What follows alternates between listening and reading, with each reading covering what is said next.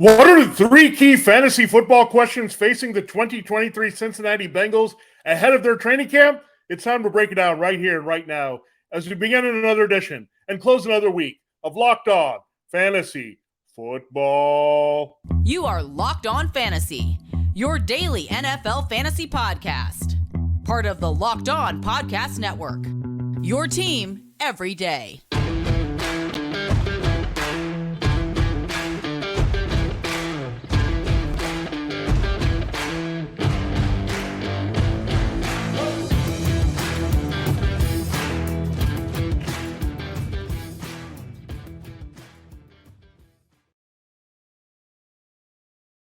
Greetings, everyone, and welcome to another edition of the Locked On Fantasy Football Podcast. As usual, I'm your host, Vinnie Iyer. When I'm not doing this, I'm writing about NFL and fantasy football for sportingnews.com. We're here looking at another team as we continue our training camp series, asking three key questions of all 32 teams.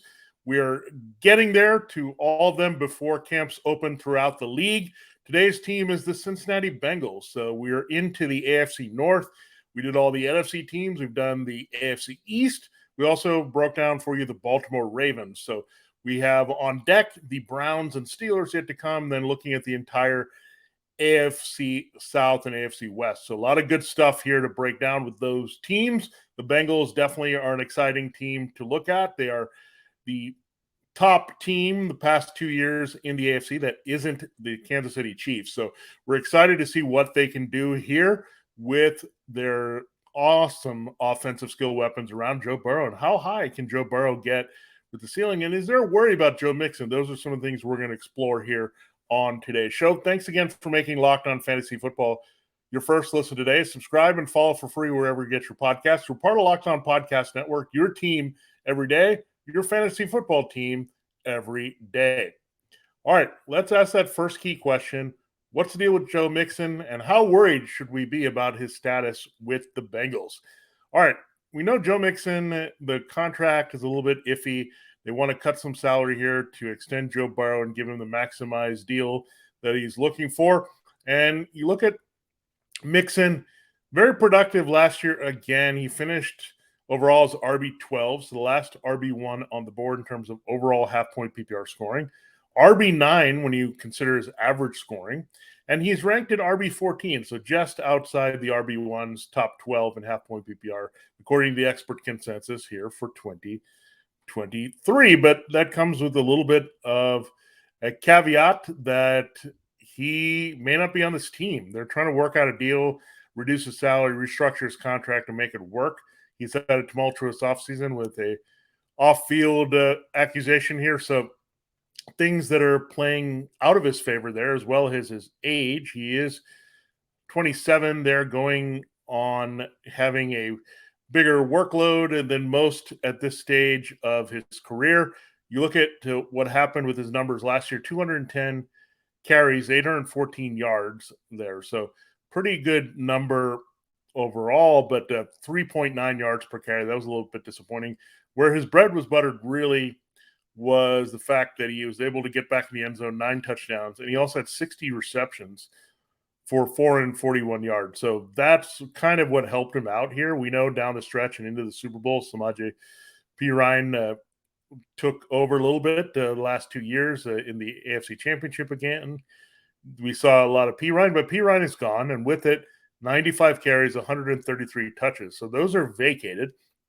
But they did draft Chase Brown to be the number 2. So out of Illinois, he was a rising prospect, can do a little bit of everything, can catch pass as well.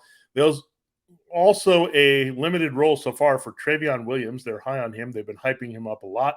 And don't forget about Captain America. Well, not exactly, but his namesake, Chris Evans, also on the Bengals here. He hasn't really done much in Cincinnati, but they're high on him as well. So you have Williams and Evans and now Brown in the mix. So a lot of youth behind Mixon with Perine, the reliable kind of swing backup, gone. He signed with the Broncos to be a contingency for Javonte Williams. So there's some offseason off-the-field issues. There's a lot of buzz about Brown and Williams and what they can do. Those are the next 2 guys up in order on the depth chart. And the question is he going to take a pay cut, the required salary change here so they can fit him into the cap? and work it out with a big contract for Joe Burrow around the corner. They're going to try to keep T. Higgins as well. We'll see if they can do that, but I think they would make Mixon a casualty easily. They'd like to have him on the team, but when you look at what they had last year, 681 and 6 left by Samaje Perine there. So that's the kind of production that's available. But how much do Brown and Williams cut into it? Should Mixon be available? I think Mixon, wouldn't say is going to see a committee role, but keep in mind he had the 270 touches last year. That might be kind of a ceiling. I think you're looking at maybe 250 at the most here, maybe in the 200 range if they're really high on Brown and Williams, as they say. So a lot of things are going to go down with his usage. And again, the rushing just hasn't been there. Part of it was the Bengals' offensive line wasn't that great. Now you get Orlando Brown Jr. to help block, so they should be a little bit better up front.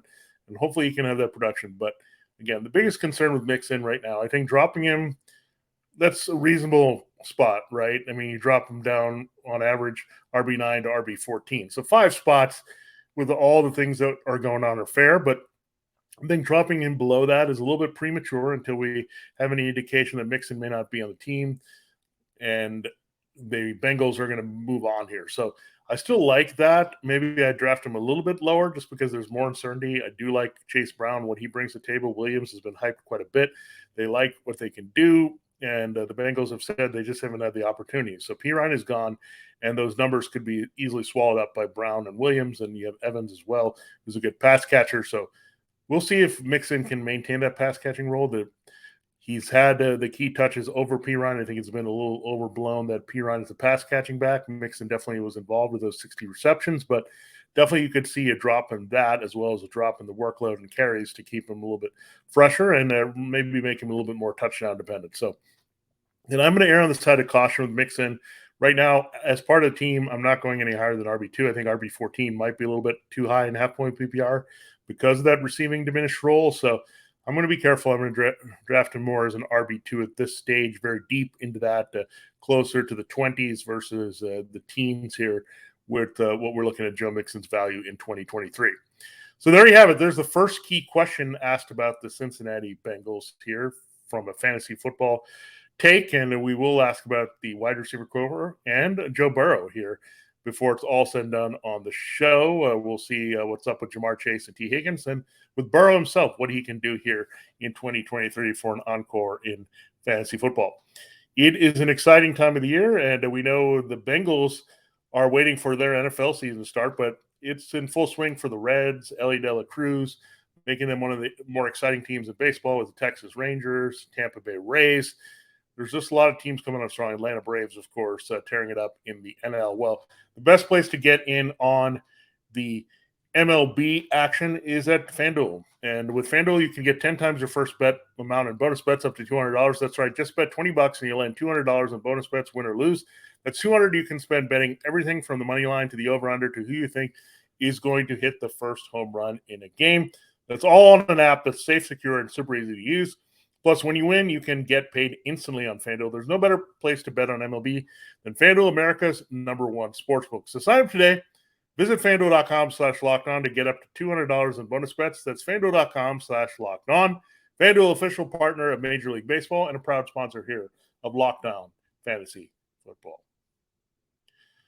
All right, it is time to continue the show here and break down the Cincinnati Bengals. We're going to get into the wide receiver core here in a moment. Thanks again for making Locked On Fantasy Football your first listen every day. Every day airs. We will look next time on our next show next week. We'll look at the Cleveland Browns. So sliding over in the Battle of Ohio to that other team with Deshaun Watson and the like.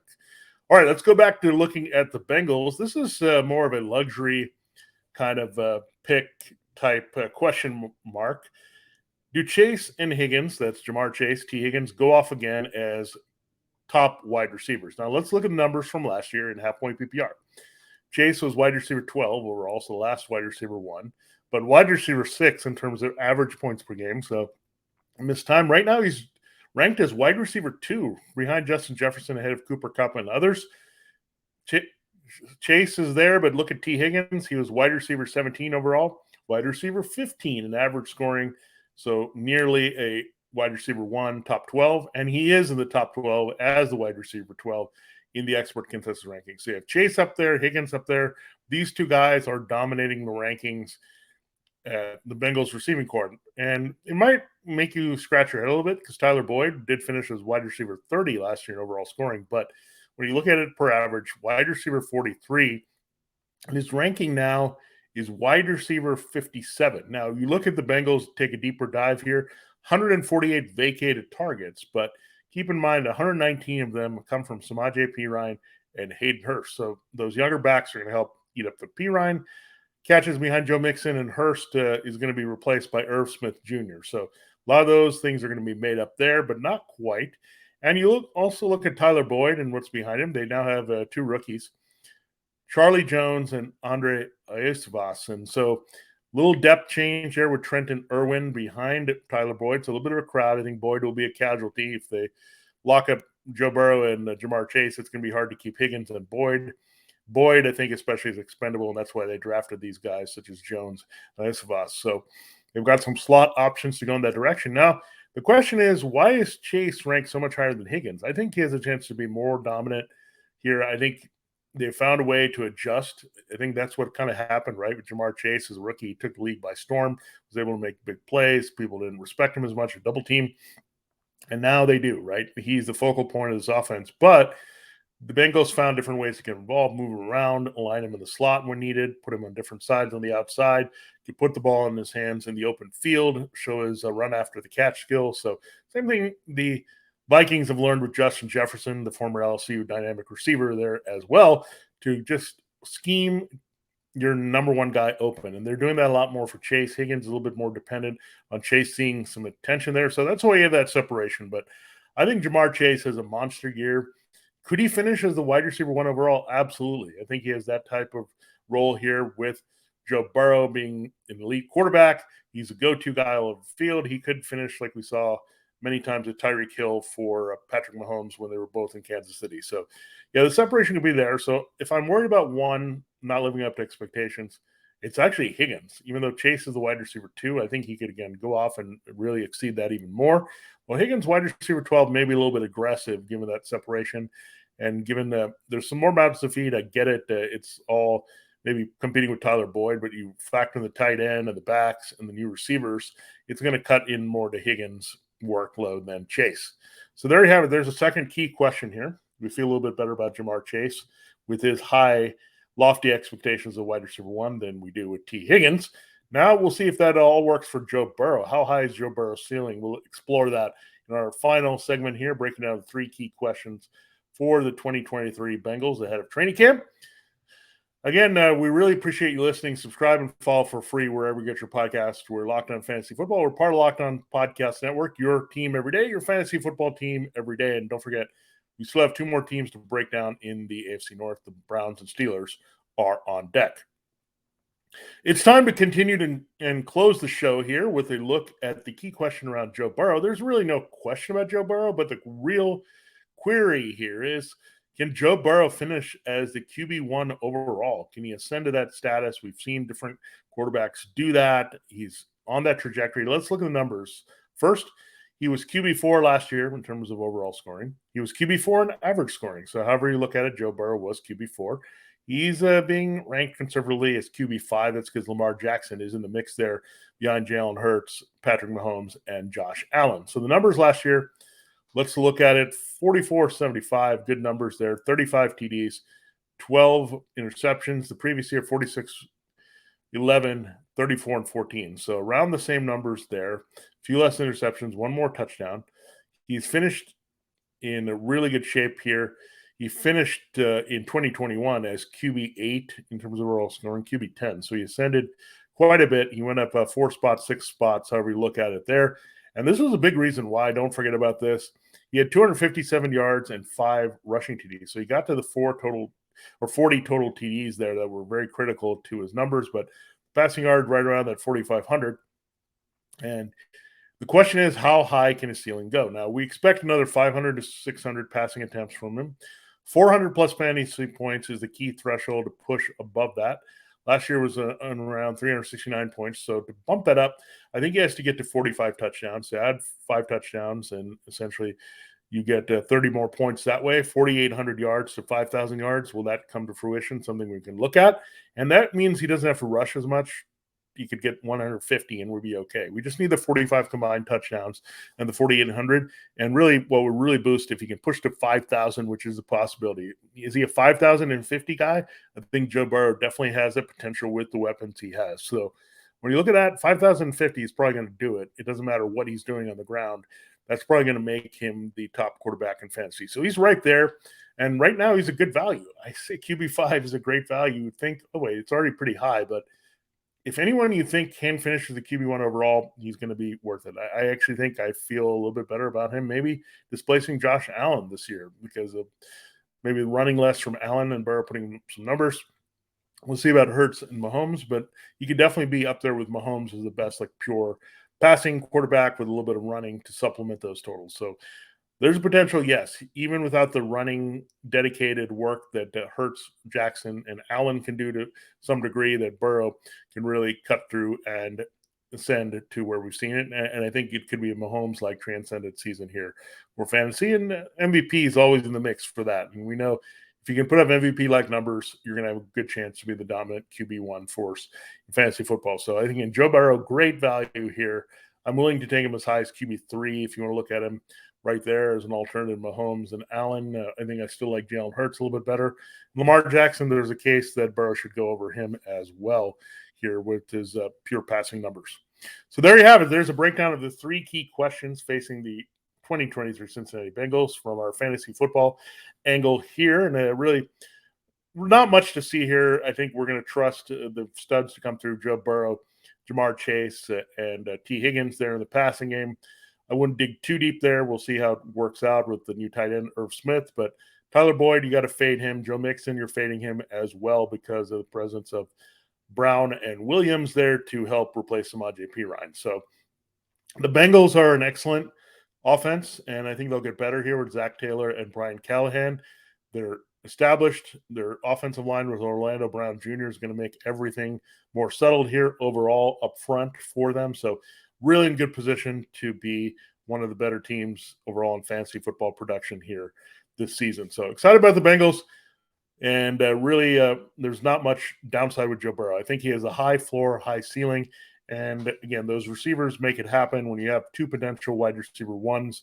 That's going to help you put up those numbers. I think Smith will have a bounce back year away from Minnesota and be as effective as we saw with Hayden Hurst last year. So it's all right there for the Bengals to put up those numbers. And everything established here is what we like. They're just improving and upgrading their personnel overall and giving some more opportunities to those running backs behind Joe Mixon. Again, I think Burrow is going to really like having that better depth at quarterback as well to throw around with the offensive skill players.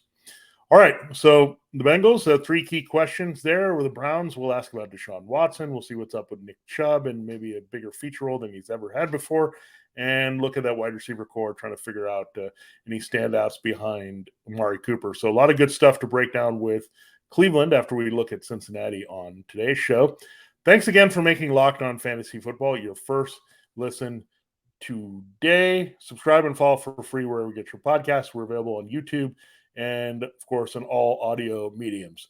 For Locked On Fantasy Football, this has been Vinnie Iyer. Have a great weekend, and we'll check you out on the flip side of July with more AFC North analysis.